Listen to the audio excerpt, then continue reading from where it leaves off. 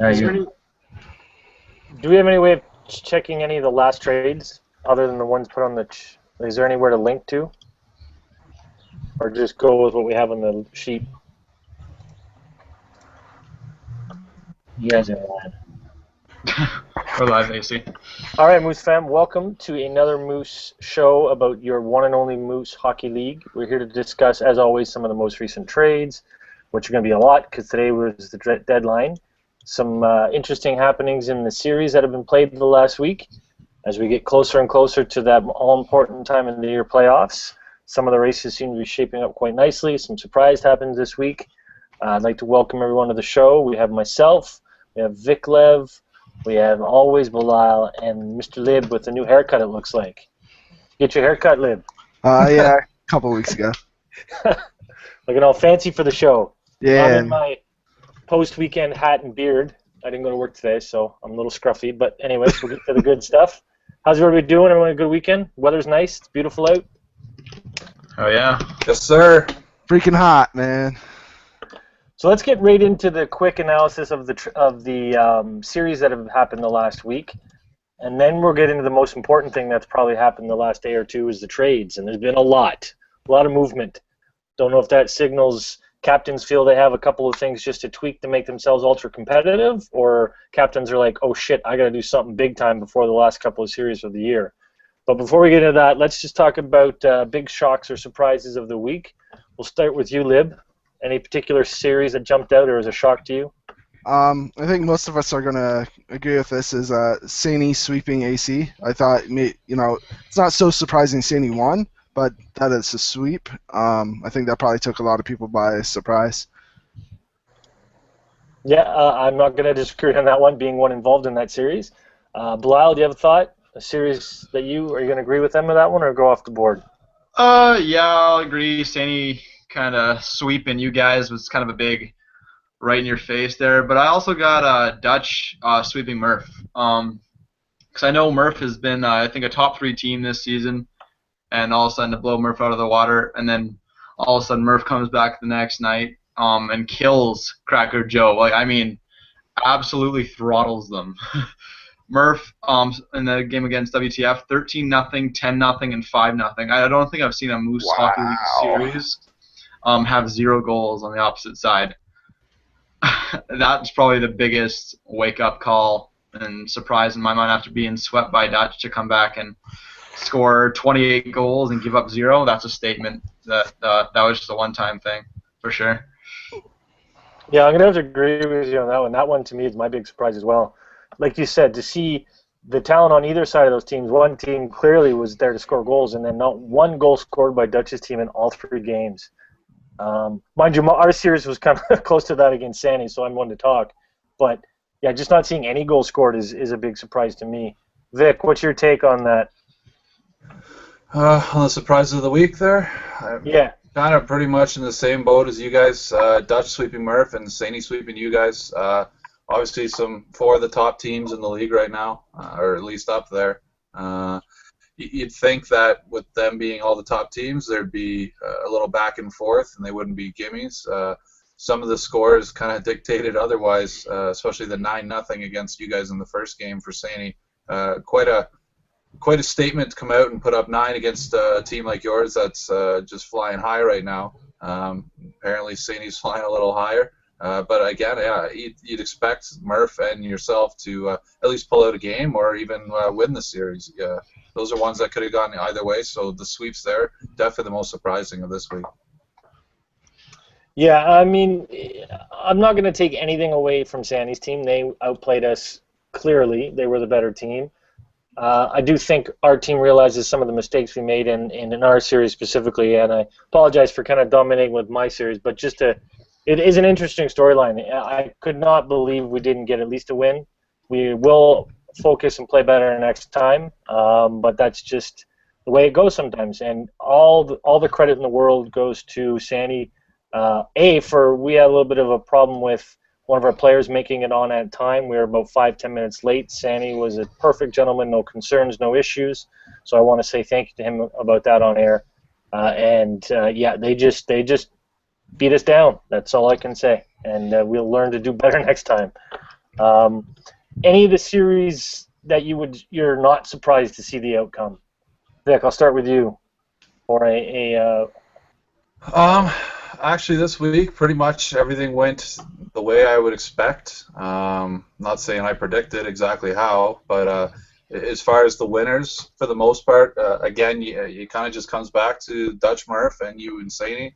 Thought those were either way kind of games, but other than that, I don't really see any big upsets.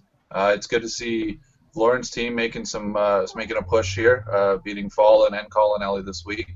Neither of those teams are real weak on defense, so for them to put up the number of goals they did against each, very impressive for them. Bilal, any series that you expected exactly to go as it was, or any other storyline you saw in the past week you want to mention? I just want to reiterate again, WTF again. It looks like he had a strong performance against Yambag there. He lost 2 of 3, but that's besides the question. It looks like it was a decent series score-wise. I don't know if Vic can elaborate on how the play was. But then, again, shocked, and again, another surprise. Not really, didn't feel it was going to happen differently, but Murph, again, killing WTF. Like, it's something I saw Murph sweeping the series, but I didn't see 0 goals being put up by WTF.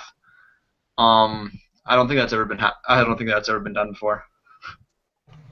Lib, any other series or storyline you saw for the week? I'm gonna have to go with Bilal on this one and piggyback on his idea. 28 goals, 28-0. Like that's just I just don't remember seeing such a lopsided score before in the Moose, and something Murph was definitely feeling. I think they were feeling angry after losing against Dutch. And they took it out on poor little Eric's team there. Yeah, there was just again. I think there's a little bit of a lack of parity in the top half versus the bottom half of the league. But who knows what these trades that we're just about to get into are going to maybe change some of that. I don't know. Before we get into the trades, let's do our normal little part of the show a little sooner. Any series upcoming that you guys are excited about to see this upcoming week? Vic, is there a series you're looking out for? To be honest, I haven't really looked ahead. I'd have to look at the schedule now. If you come back to me, I'll take a quick gander here and pick one out for you. Bilal, you got one that you're excited about to see or happen? Yeah, tonight, D-Mitch's team faces Vin's team for the second series of the season. It's a in-division matchup there. Both fighting for a playoff spot. They're, I think, right on the bubble, or a little bit maybe right in the middle of the pack. Good division matchup. Very tight division. And Vin, Yam, Murph, and D-Mitch's team there. All, I think, separated with not too many points. Like maybe 6 at most. It's a pretty tight race there, so again, it's the in-division matchups in that division for sure. And that's D-Mitch and Vin tonight. Lib, anyone that you're looking forward to coming up this week? The Vin versus D-Mitch thing, same thing as Belial. Both acquired new players and are fighting for playoff positioning. I think they're both at 9 or 10 right now in the playoffs, so a series sweep can go a long ways to locking yourself into that playoff spot. So we'll see if someone gets one or not. Vic, you had a chance to check anything? Yeah, absolutely agree. Vin and D-Mitch, and I believe Vin is also playing Murph this week. Both those being divisional series, huge implications for all the other teams as well as the ones involved. So definitely those interest me personally, as well as tonight Yam's team plays Dutch's. So it's a good measuring stick for us to see how we measure up against those guys and see what we need to change, especially going into the end of the season here. Go Dutch. I'm pretty excited to see the outcome of Bar Down's Top Shelf Entertainment versus Colinelli's Double Penetration, because there's only 4 points between those two. So if there's a sweep in this series, Bar could surpass him, and there's been a lot of movement on both of those teams. So that's what makes me interested, to think that this is a different team that Barr is going to put out on the ice when he's finalized some of his trades. And he's starting to get a little bit better as each series has come, so maybe those new moves will even carry him further. So I think that's an interesting divisional matchup. There's not too many Rule 1s to talk about this week, which is a good thing, but there's 3 that I know of. There's Grim, King Chronic was someone I've actually rule one, and KS Loyal, which I think is an older one that just didn't get mentioned. But does anybody have any thoughts on those? I don't like giving too much credence to these rule ones, but it's topical. So yeah, well, that's true. But yeah, it's unfortunate. For sure.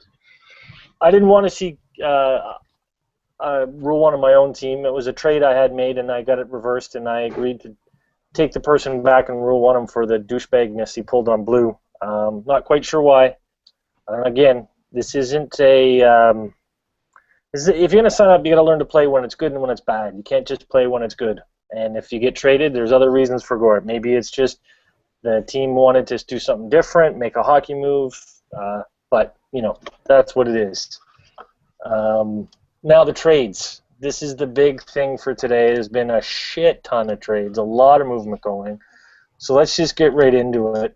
And I apologize if we're not fully up to date because I know there could have been some last movement going on. I added the last couple that I know of. Other than that, yeah, same thing what you just said with the disclaimer. There might be a couple we're off on. Thank you, sir. Appreciate that. Always on top, the Moose Media team. Dynamic and fluid. Look at that. First trade we're going to discuss is Colin Elliott gets NTG Grant and DMart gets Tom 14075. Let's just look at these trades. Feel free to make some comments, but let's just say when we go through them, there's so many. Let's look at it and just let me know your opinion of win or loss or effective or ineffective trade for either captain. So we'll start with you, Vic. Your thoughts on that first trade?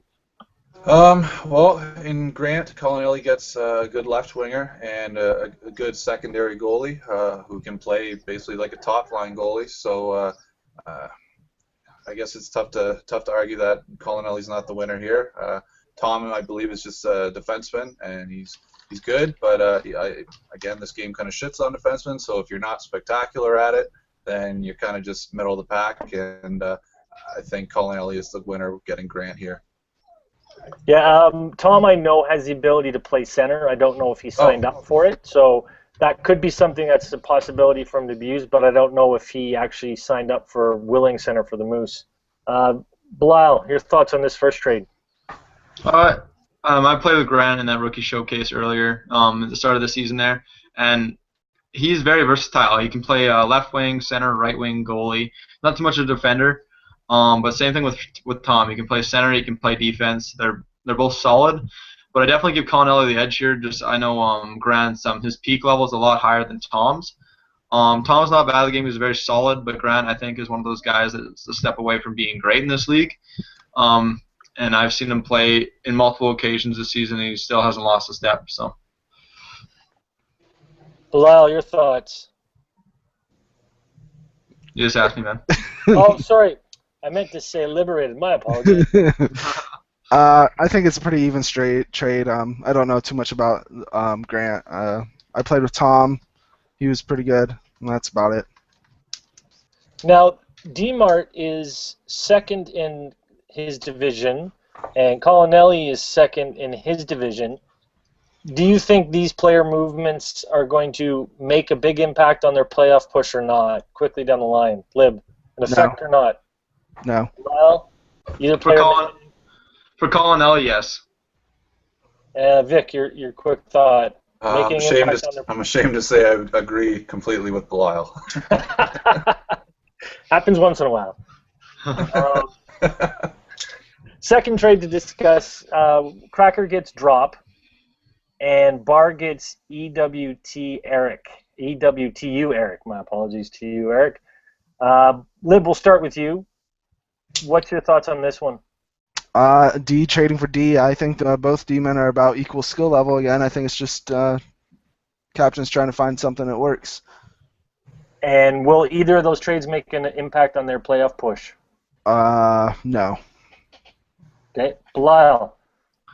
I think yes, because a change of scenery is always good. Eric's been a solid D-man for seasons. Same with Drop. They're both classy vets, and I definitely think a new change of scenery would do good for both of them. Vic, your thoughts on this one? How long's Drop been in the league for? Drop 73 was his old gamer tag, so a while.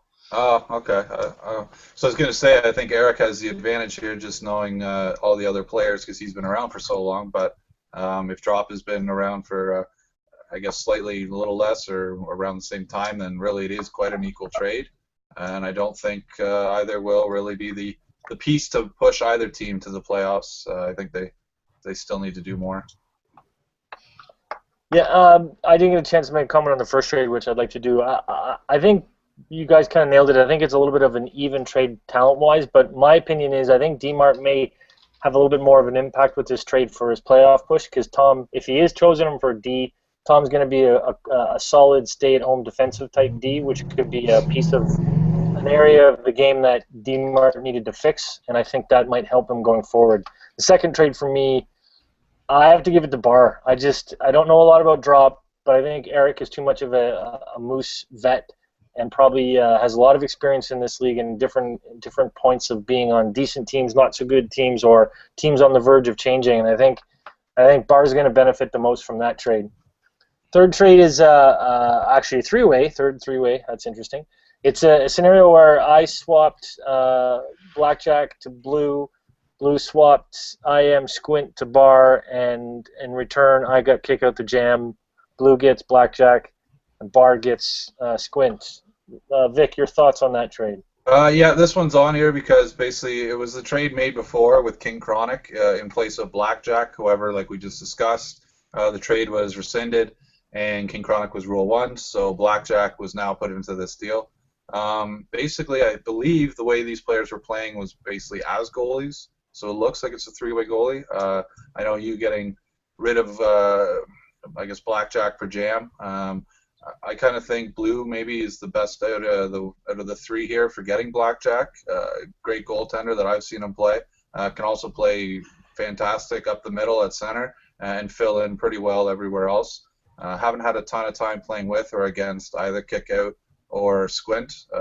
I've heard good things, but again, it's easier to go with the guy you know, which is Blackjack for me. Bilal, your thoughts? Agreeing with all you guys are all solid, but I think Barr actually wins this one in Squint. He's been here a lot longer. He knows what to expect. I think he has a lot more poise when it comes down to later in the game. Makes the big saves when needed, and definitely I would put Barr for the win in this trade. Lib. I think this is going to be a first, but we all disagree. I think AC gets the better deal with Kick Out the Jam. I think he's the better goalie out of all the other two. Yeah, I don't want to comment too much on my own trade. I'm happy to have the player I have. I will say this about Blackjack. He is a gentleman. He is a great Moose veteran, and he's the type of player these Rule 1 douchebags should be emulating. He took – I'm sure he wanted to play more than he got a chance to play on my team. He did show up when I needed him. I actually decided to put him in net over Chronic, and then an opportunity to make a trade. Anyways, like I said, I won't go into much, but I just want to give a shout-out to Black for being what this league needs and what we need more of. Fourth trade we're going to discuss. Again, Colonelli is a big movement here. And Claremont, who I'm sure has been trying to make a lot of moves and wants to get something done, finally gets some big-name movement here. We have Sweat, the Technique, and Big 50 being swapped to Colonelli for Horton and Banger. Lib, what's your thoughts on this one? I think it's a good deal for both teams. It definitely will. I think Claremont edges out a little bit. I think he gets the better deal slightly, and it's interesting to see big name players being moved here this late. Lib, your thoughts on this one? Already just gave it. I apologize. I'm looking at Belial and I say Lib. I'm so out of it tonight. Your names are close. That's what I'm going with anyways. That and I'm old. Belial, please give us your thoughts. I think you can see recurring events here. Colonelli making moves. He had a little bit of an incident with Nemser being Rule 1 there, and he didn't sit back. He stepped up and is making more moves than he ever has before. And picking up Sweat the Technique in Big 50, I think, is a benefit for him. Horton, I believe, is a better center than Big 50, but we all know what Banger brings. It's an attitude and an issue sometimes on teams. He's definitely got the skill, but I think Sweat the Technique beats him out in skill there. So I definitely give the slight edge to Colonelli for sure. Vic, your thought? Yeah, I also got to go with Collinelli. Sweat and Big 50 are both solid players. Horton and Banger are good as well, but as far as I know, both of them are most comfortable playing center. So you kind of get two players at one position. I know when Banger was on my team, I moved in the left wing, and I thought he did better there because he's more of a puck possession player, and that worked for our team because we wanted the wingers controlling the puck, not the center. So it's interesting. I guess if Claremont likes or prefers the center to carry it, then Banger might be the better one or the better option up the middle. If not, maybe he moves him around. I don't know where he's going to be moved to, or Horton will be playing though. So interesting trade from Claremont's perspective in my eyes. I think Collinelli's the clear winner here for me, anyways. And as we've done so far with some of the other ones, I'm going to ask this quickly across the panel. Does either trade make an impact for either team going forward in the playoffs? Vic, is there an impact on these ones? It depends because I'm looking ahead and I know that some of these have been traded recently again, so down the list, so it's tough to say. But had they stayed, I think Sweat and 50 could have made a big difference for Collinelli. And I think Claremont again, they're four great forwards, so it'd be hard to imagine them not making an immediate impact for the teams they went to. Belial, and yes, I mean Belial. Yeah, I agree. Colin is making strong moves. Same with Claremont. Claremont, both teams have actually shaken their teams up quite a bit. As you'll see in a few more mentions here in the near future, that they even make more moves. But yeah, definitely agree. It's going to impact both teams in the positive way. Liberated. Yeah, I think this will give them the difference, change of scenery, maybe rejuvenate their seasons because it wasn't going so well, and they'll be able to make a push for the playoffs now. And now we get another move by Collinelli. He's wheeling and dealing. He's looking to make some moves. So we have Tommy Wingels, a must have fallen, and Grew, so some notable Moose veterans being traded to Collinelli, and then Claremont in return gets homeless D-Bag and Lorenzo. I know Lorenzo's a pretty decent D from what I've seen. Homeless D-Bag I know absolutely nothing about, so I apologize to him if I don't give him the credit that he's due. But Lib, your thoughts on this particular trade? I think Collinelli wins here. I don't know the other two players though, so it's really biased. But I know what you get with Tommy Wingels and Grew, and they're both solid up there. They can score goals. They've been in the league for a while. I'm a big Grew fan. I think he's underrated. Yeah, I've drafted him several times when I've been captain, and so I think Collinelli gets a better deal here. Lyle, what do you think? What's going on with this trade? I'll agree. Collinelli gets two solid players. Wingle's more of an offensive guy, Grew more of a defensive forward. Holisty Bag, I don't know much about. He must be, I assume, a pickup off free agency there. But I know Lorenz, he went for $0 in the draft, got picked up, and I know noted from Blue Liner here, a fellow analyst, that he's a very solid and that he should have been drafted for at least 10 bags of dicks. So there, I kind of see Claremont getting a solid D-man. And you know, with Wingles, you're getting an attitude, and it's basically his way or the highway unless you tame him, unless you got the right captain. And I think Collinelli is that captain. So I definitely think it's a good move for both, but Collinelli has a slight edge there. Vic, your thoughts on this trade? Sorry, I lost track. Where are we? So we are Collinelli gets. Wingles and Grew, right? Yeah. Again, I kind of. It's the same reason for that Lib mentions that I really don't know Homeless or Lorenz, and actually I don't know Grew very well myself either. So tough to comment. I do know Tommy Wingles, as everyone knows him, due to his attitude, unfortunately. But with that attitude comes skill. He is a good player, maybe a better versus than a team player, but when he plays a team game, he contributes. He is good, but again, it's just getting past the attitude, and if you can get past that and work with him, and he works with you rather than against you, then by all means, he could definitely be a game changer. So I got to give it a Collinelli just on Wingles. I think even if I knew the other two, it'd be tough to surpass Wingles' actual skill. Yeah, I know must have fallen Grew quite well. I agree with Lib's perspective that he Grew's a little bit underrated. Wingles has got talent. We know that he can cause rifts with people and people getting a little bent out of shape with him, but I'm not going to take away anything from his talent. Hopefully he can rein that in. Colin Elliott can. Homeless D-Bag, know nothing about at all. Lorenz, I do know him from a little bit from the rookie showcase and from some scouting. He is a very solid D, but he is a 1-for-2 player. So I think just by the nature of the type of players that Colin Elliott gets in this and what they have to offer, I think he does get the better of this trade. Sorry, just before we Yeah. move on, I think the one thing that I don't know if we've talked about with Wengels is he can be a pain in the ass for the team he's on from time to time, but also what he actually brings to the team is a lot of players don't like him for his attitude that play against him, so they absolutely focus on him. I don't know if he starts using that to his advantage by moving the puck before he actually gets hit and trying to do everything himself. That could be a huge thing where you got two guys just wanting to crush him for who he is. And actually opening up a lot of the ice for the other team, or for his team, rather. That's a very good point, because if you start focusing on him, and then all the like you say, all the attention goes to him, Yep. opens up other players that may not get the looks now have a chance. And so hey, maybe Colin Elliott knows something we don't. Hey, very well. Or that's why he's a captain. He's that smart. The next one we have Sober. And shout out to Sober. Man had 104, 103 fever or something. Was still keeping on contact with us in the captain thread just to let us know what's going on.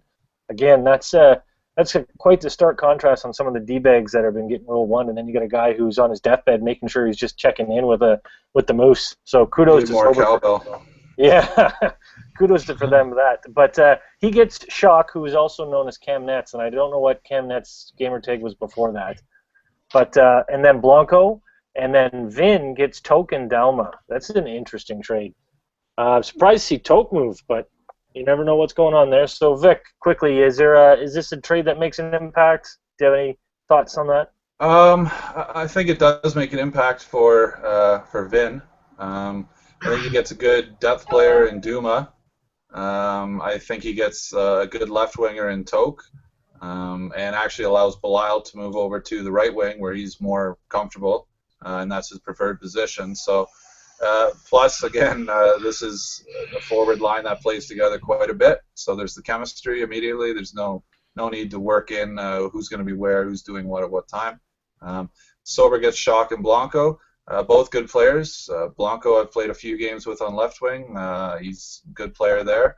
I think he fits in better on certain teams and people he knows a lot more. So I think there is the chemistry to be built there. So time will tell how that works. Although I think he's moved in the next trade we're going to talk about. But and then Shock, Cam Nets, good goalie, makes just unbelievable desperation saves that somehow always work for him.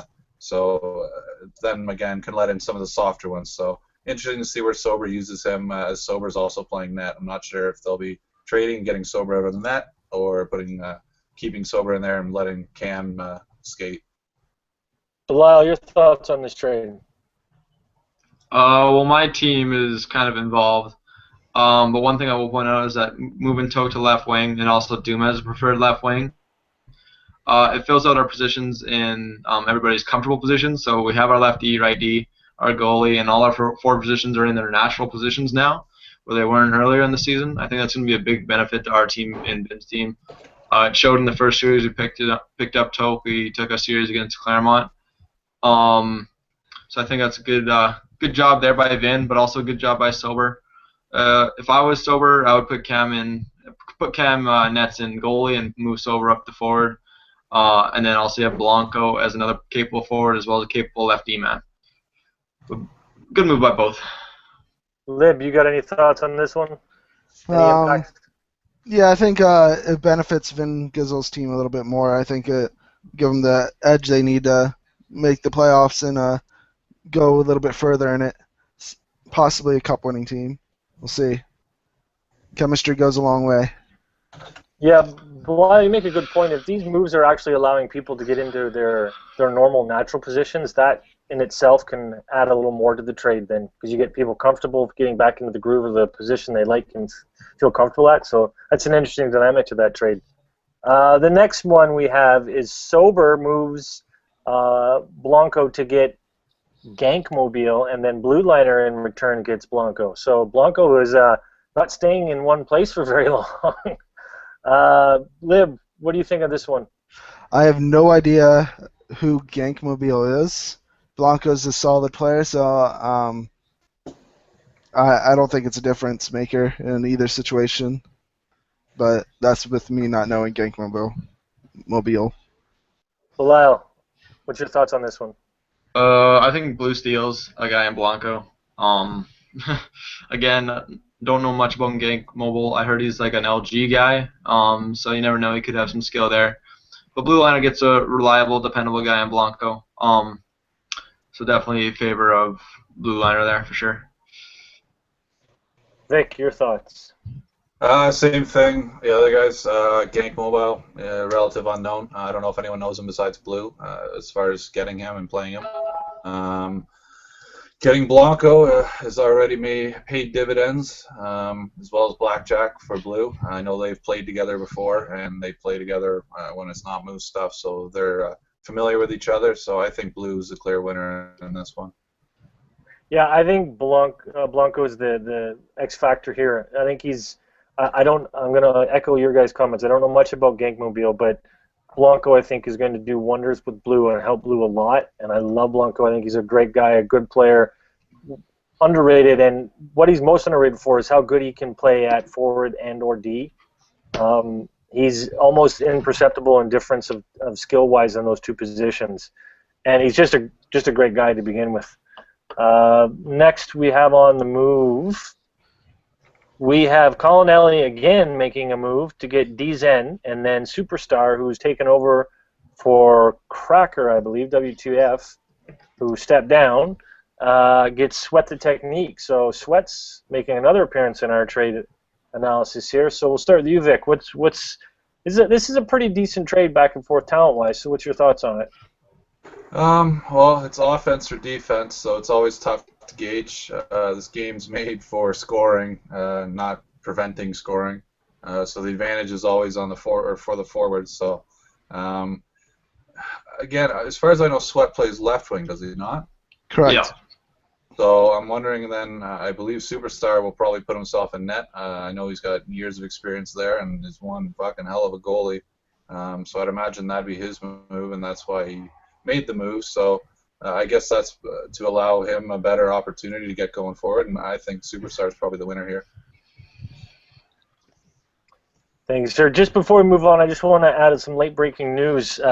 Blue Liner was kind enough to let us know that he was last in the division before Blanco, and he's now second with the addition of Blanco. So there's a person making some very immediate changes and impacts to the team he's on.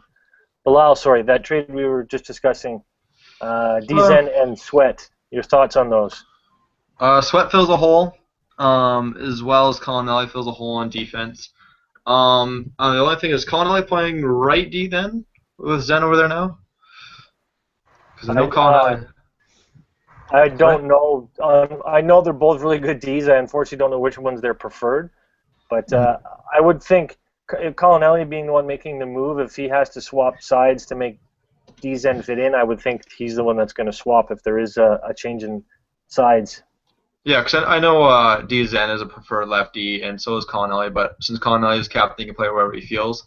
So I definitely think that's a good move for him as well. Solidifies the defense, gets some good experience back there, which is always a helpful thing. A lot of rookies, they fall underneath the pressure of all these high talented forwards. But I also think Superstar fills that big hole that he needed at forward with his captain leaving. So definitely a good pickup.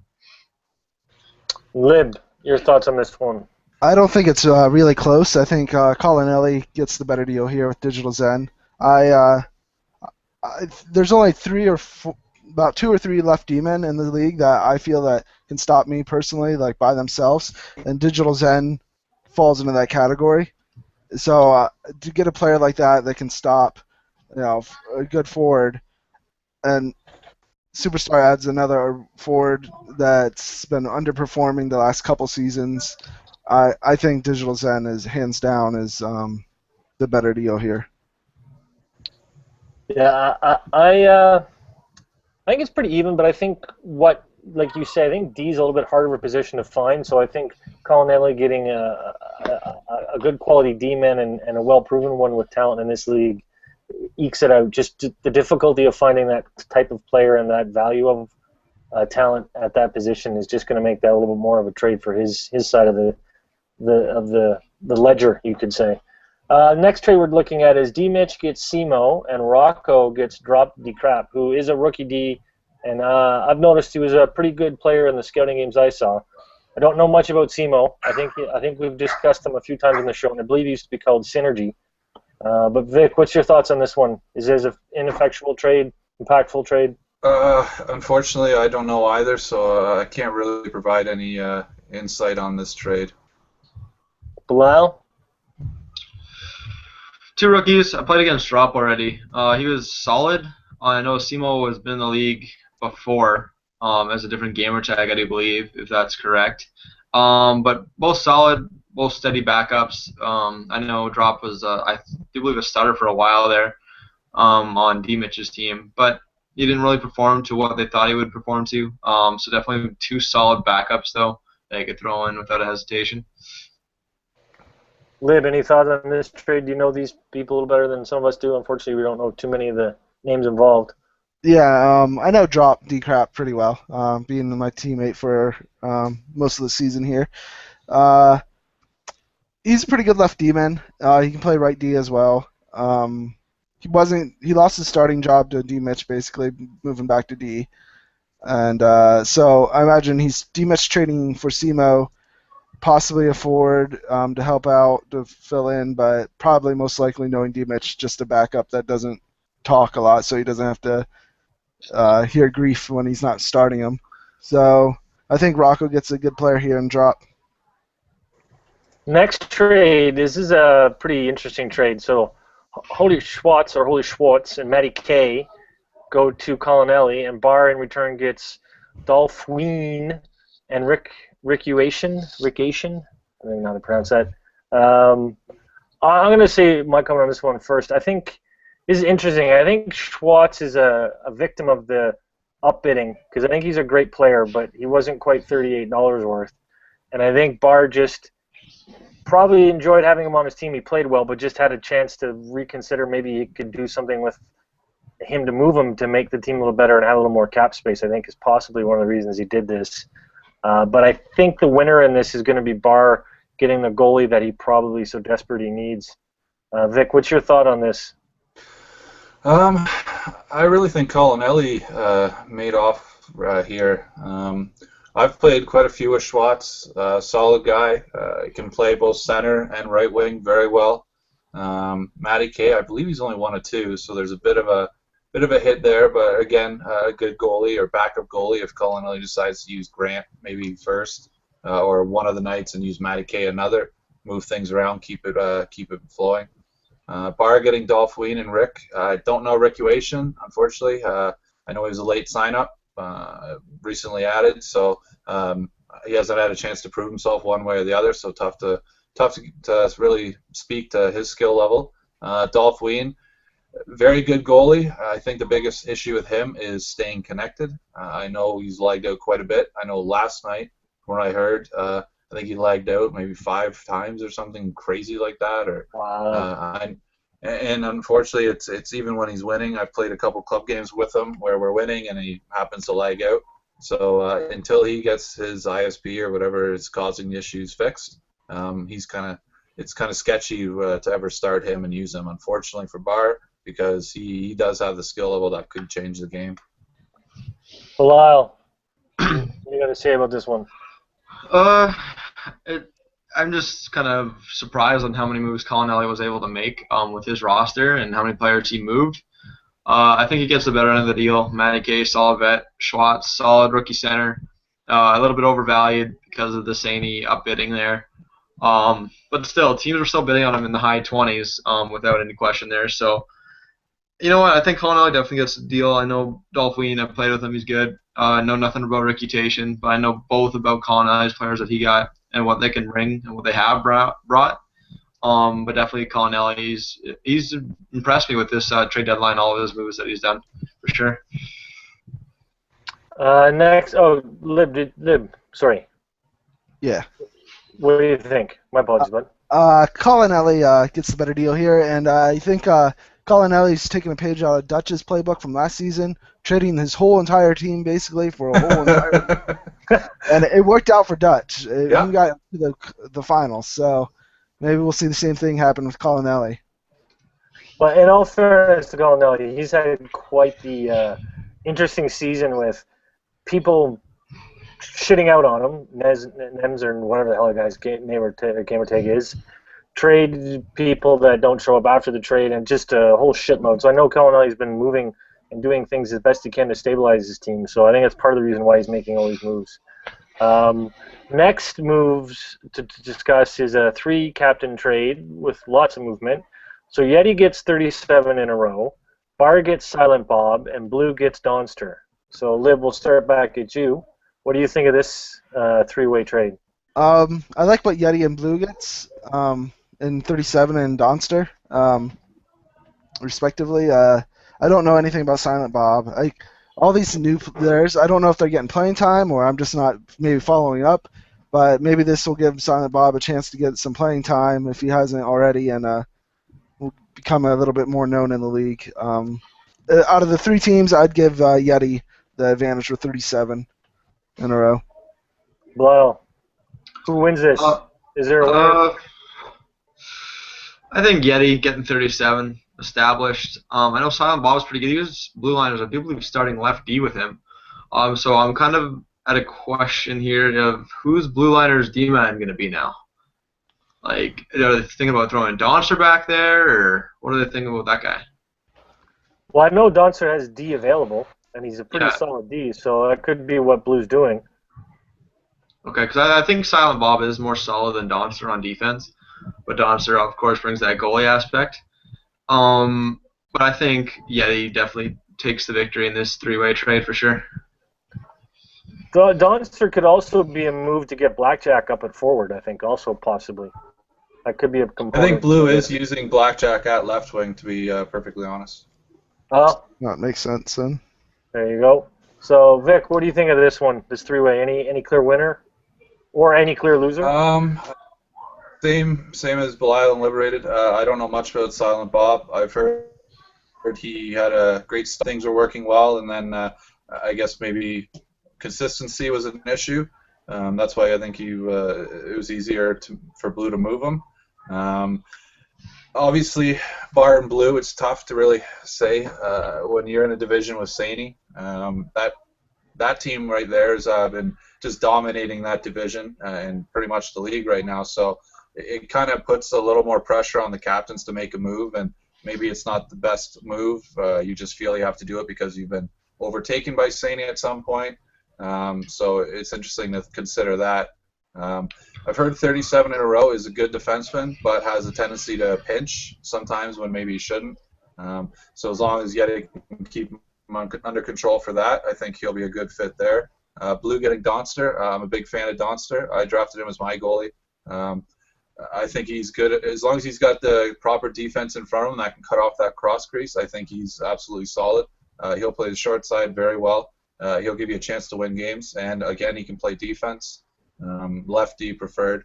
He plays a different style of defense that most are used to, so it's a little hard getting used to. I know Blue plays quite defensively too, so between the two of them, that neutral zone might open up. Tough to really say who's the clear winner. I kind of think it's fair for everybody. I would tend to agree. I think, again, I don't know much about Silent Bob, but if you look at the other two, I would say it's a pretty. I think those two people involved, 37 and Donster. It's too close to call of who wins. I think it's a much more even trade. Interesting move here. Murph gets Banger, so this is a second move for Banger on the day, and Claremont in return gets Longton, which I know there's some things going on with him in availability, which makes this an interesting trade in itself. Vic, what's your thought on this one? Is there a winner here? Well, today was the last day that Longton is ineligible to play, so I guess the big question is, will he show up tomorrow?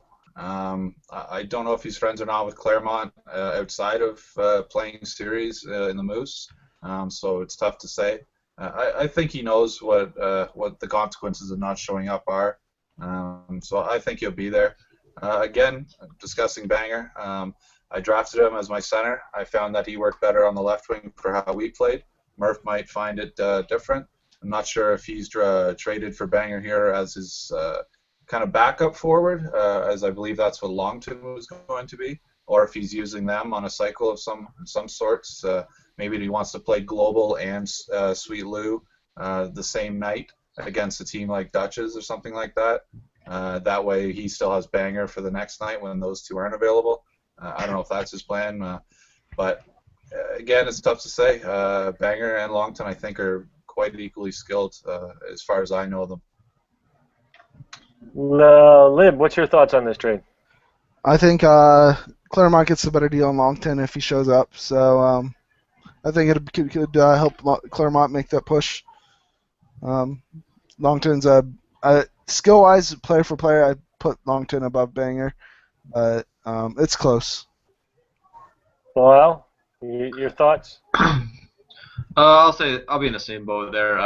Claremont gets a better player in Longton, but again, we're not all 100% convinced if Longton's going to show up.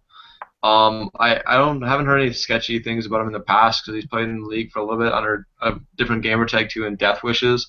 I don't know if you guys were even there back then. I know you weren't, Vic. But again, I would say Banger is going to work out in a good system with Murph because he has Gordo and Banger back up forward. Gordo's actually played quite a bit of games because of the Global and Sweet Lewis situation, so I think that's two solid options for, again, Global and Sweet Lou when they're not playing. That's two solid options to back those guys up. So I think that's a good move. Banger would definitely fit in the play style Murph's trying to bring.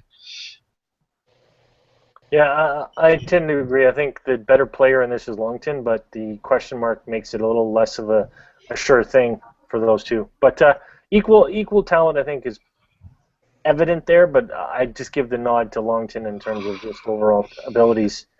Another big three-way player movement trade. We have Barr getting Conk V2. Stoey Jopa gets Rickuation and Silent. Oh, sorry, it's a two-way. The way it was listed, I thought it was a three-way. My apologies.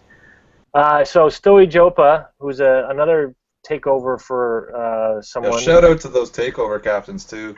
Yeah, again, more examples of what to do versus the douchebags who get ruled one. Sense the theme here? That's my new name for those guys, douchebags. So, who won this trade, Vic? Unfortunately, again, like we talked earlier, and I think the rest of the panel is going to reflect the same thing, really, that Rickuation and Silent Bob are relatively unknown. I've already said my piece on Silent Bob, so as far as Conk, I've only ever really heard things about Conk. I'm pretty sure he was pretty integral in them getting to the finals. Maybe they won it that season, I think a few ago. I can't remember. As far as I know, or what I remember, maybe my memory's a little hazy, but if he's the player that I've heard that he is, then I think for sure he could be an impact player on Barr's team.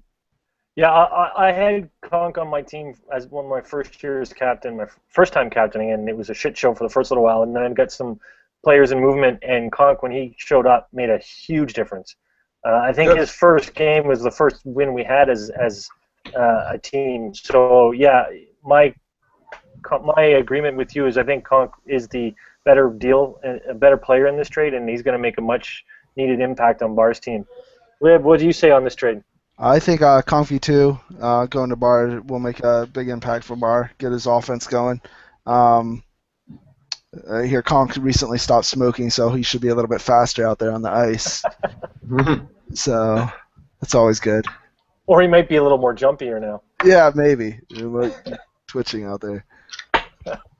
Belial, what do you think on this one? Well, that's a tough one.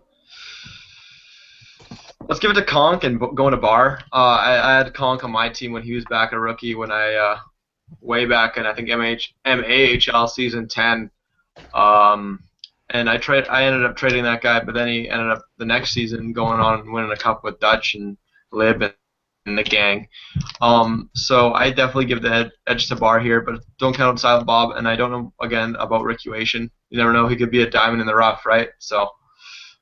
Yeah, and let me just put a disclaimer to those guys that we keep saying that to. We don't do that to disrespect you. We just unfortunately haven't had a chance to see you play a lot or know much about you. So we look forward to in future media shows being able to actually say the opposite of that and say, yes, we now know who this guy is, and wow, did he ever make us look like idiots by not understanding how good he was?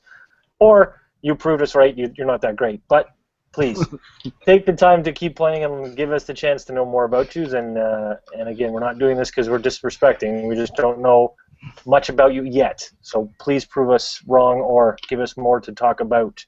So there's 2 more trades, because I actually mixed one in this long line of them. But the next one we'll go to right now is Claremont gets What About Bob. There are a lot of Bobs or Bob names. It's quite popular gamer tags these days. And Caminator.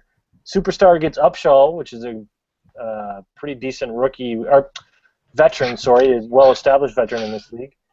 And Blue gets Counterboy, or Corinth Boy, or whatever the hell is Corrente, I think. Corrente Boy. Okay, there you go. So who wins this trade? Anybody? Vic, is anyone win this trade? I gotta just throw it out for Superstar getting Upshaw. Again, I guess you could move Cam, defense, forward, or goalie. I don't think he's spectacular at any 3 of them, but he's good enough at all 3 that you can move him around as a depth player. What about Bob and Corrente Boy? Don't know enough about, unfortunately. Again, seems to be the theme for all these trades. A lot of players, a lot of depth players, it seems like. So again, just got to go with the guy I know, and that's Upshaw and Superstar. Lib, what do you say? Is there a clear winner in this trade for you?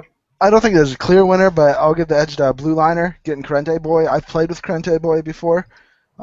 He's one of Dutch's friends. They play a lot. He plays really well. I like him at left wing. He's a great forechecker and finds the back of the net. So I think Blue picks up a steal here. And Bilal, what do you think of this trade? I got 100% agree with Liberated there. I think back when Dutch was the captain of the AHL, Corrente played on the line on the right wing, and I do believe he was like 4th in scoring in that AHL season. So he was definitely maybe a blind spot for some of the new guys and maybe some of the more veteran guys who haven't got to see him play. I don't know. I've seen him play, and he was one of the most frustrating players to play against. He forechecks, he hits people, he scores goals, but the good thing is he's a good guy. Definitely would like to play with him one season here soon. Heard a lot of good things about him. Definitely I give it to Blue there. All right, thank you. And the last trade we're going to discuss involves one of our team members on the media panel. So we have, I'm sure my team would consider trading me, but that's not possible seeing as I'm the captain. But we have Liberated going to Valorn and D-Mitch getting Chaos Samurai in return. Vic, what do you want to say about your colleague getting traded? Jesus Christ. Well done, Valorn. Chaos isn't a bad player in any means, but for D-Mitch to trade away Lib, who has been basically, as far as I know, carrying their team. I suppose Banksy, I think that's his name, right? Banksy came in and maybe shared a bit of the workload after that trade. However, I know a lot of the plays were still running through Lib. Being their point leader, playing against him, I know what he's capable of. Very skilled right wing, and I guess you can move him. Lib, what is your availability? Goalie, that's where I'm going to be playing. So goodbye to leaderboards. Oh, well, very interesting then. Okay, well, it's a different dynamic. I wasn't aware of that, but again, I've seen you play goalie too, and you frustrate the shit out of me playing against you, so it'll be interesting to see there. Lib. Yeah. Bilal, sorry. Well, I'm going to leave you to the last, Lib. Bilal. One word, and that's going to be called Trape. D-Mitch got rid of his best forward on his offense, the guy that can put the puck in the net, can set up and plays, good voice communication, and that's no shot at Samurai. Solid center, solid goalie, solid utility man. I do believe he actually won Utility Man of the Year for those Season 22 awards. But even with Lib in net, that's, I think, I do believe a top 10 goalie, if not top 5, in the MHL. He's played goalie in the past. He's won cups, MHL and AHL. He got experienced vet on both sides there, but Chaos is no Lib. and that's just not because he's a fellow media member. That's because I've seen him play. Played on his team last season. He's been near the top of his team on every single team he's played on. He's captain. He's won cups. Chaos has been very, very solid. And known as one of the top defensive centers. But in no way, shape, or form does D-Mitch win in this trade at all.